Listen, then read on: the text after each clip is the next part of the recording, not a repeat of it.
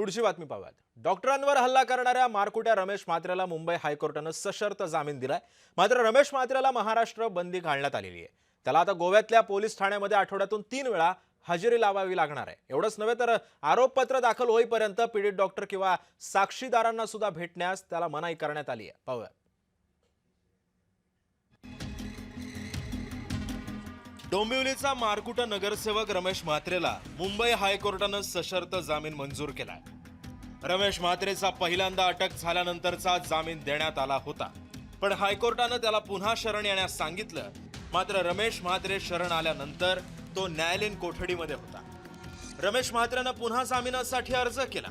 त्यावेळी वेगवेगळ्या आजारांमुळे आपल्याला जामीन हवा असा युक्तिवाद त्याने कोर्टात केला होता। कोर्ट ज्या अटी घालेल त्या अटी पाळून जामीन द्या असं सांगत तो अक्षरशः गयावया करू लागला। शेवटी कोर्टाने त्याला सशर्त जामीन मंजूर केलाय। दरम्यान रमेश म्हात्रेला जामिनासाठी कोणकोणत्या अटी घालण्यात आल्या यावरही एक नजर टाकूया। आरोपपत्र दाखल होईपर्यंत महाराष्ट्राबाहेर रमेश म्हात्रेला राहावं लागणार आहे। रमेश म्हात्रेचा मुक्काम हा आता गोव्यात असणार आहे। गोव्यातील अंजुना पोलीस ठाण्याच्या हद्दीमध्ये त्याची हजेरी असेल। आठवड्यातून 3 दिवस पोलीस ठाण्यामध्ये त्याला हजेरी लावावी लागणार आहे। म्हात्रेनं पासपोर्ट कोर्टाकडे जमा करावा, पीडित डॉक्टर साक्षीदारांशी संपर्क साधू नये आणि पुराव्यांशी छेडछाड करायची नाही अशा अटी रमेश म्हात्रेला आता घालून देण्यात आल्या।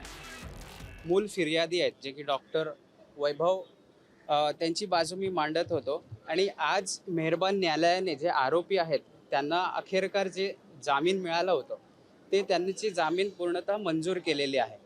जे जामीन अर्ज मेहरबान न्यायालयाने जे जामीन अर्ज पास केलं त्यामध्ये आरोपींना महाराष्ट्र राज्याच्या बाहेर जोपर्यंत चार्जशीट दाखल होत नाही तोपर्यंत महाराष्ट्र राज्याच्या बाहेर राहण्याचे असे आदेश दिलेले आहेत। त्याबरोबरच मेहरबान जे मॅजिस्ट्रेटचे न्यायालय आहे त्या न्यायालयामध्ये सगळ्या आरोपींनी आपापले पासपोर्ट जमा करावे आणि जोपर्यंत चार्जशीट फाईल होत नाही किमान तोपर्यंत तरी महाराष्ट्रात त्यांना येण्यास मनाई केलेली आहे। पीडित डॉक्टर हे महानगरपालिकेच्या रुग्णालयामध्ये कार्यरत आहे।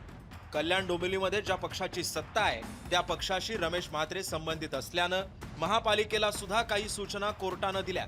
संबंधित डॉक्टरांवर महानगरपालिकेनं कोणतीही कारवाई करू नये अशा सूचना कोर्टाने दिल्या। जे विक्टिम्स आहेत ते सध्या या आत्ताच्या घडीला खूप ट्रॉमॅटिक सिच्युएशनमध्ये आहेत, परंतु न्यायालयाने त्यांना KDMCना स्पेसिफिकली असे डायरेक्शन्स दिलेले आहेत की त्यांच्या अगेन्स्ट कोणतेही ॲडव्हर्स ॲक्शन आत्तापर्यंत घेऊ नये किंवा पुढे भविष्यात देखील घेऊ नये। एक विषय निघाला होता की त्या हॉस्पिटलमध्ये सिक्युरिटीचे काही लॅप्सेस वगैरे आहेत त्या संदर्भात KDMCला ॲप्रोप्रिएट डायरेक्शन्स आणि स्टेप्स घेण्यासाठी कोर्टाने आदेश दिलेले आहेत। रमेश म्हात्रेला जामीन मिळालाय, पण तो अटी शर्थींची पूर्तता करतो की नाही याकडे सुद्धा कोर्टाचं लक्ष असणार आहे। रमेश म्हात्रेचा कोर्टामध्ये जो फैसला होईल तो होईल, पण त्याआधीच त्याला घातलेली महाराष्ट्र बंदी ही मोठी शिक्षा मानली जाते। भाग्यश्री प्रधानसह ब्युरो रिपोर्ट, जय महाराष्ट्र, मुंबई।